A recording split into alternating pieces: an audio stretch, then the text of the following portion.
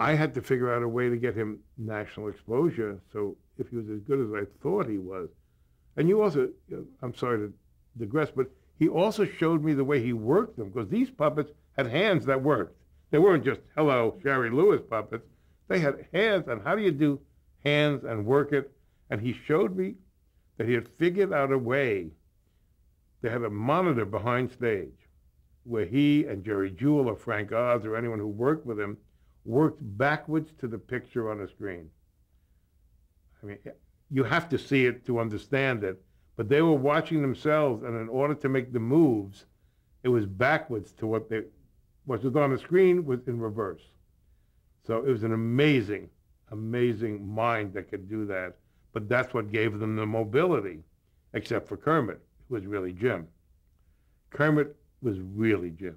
His personality, his golly gee approach to things was Jim. It was great singing a song with Miss Piggy. Now, how did that work? I mean, was it different? Well, it's difficult only in that you don't look down to where the hands are down here. I mean, you're looking right at the puppet or the Muppet. It's a little distracting in a way because you're working to a puppet, and the bodies of the people are down right alongside of you or beneath you and things. It was interesting. One of the real highlights for me of my career was going to London to do the Muppets. And Jim Henson spending hours.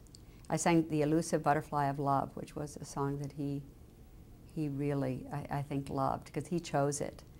And he spent hours on this number, on effects and everything. It was just amazing to work with him and to know him.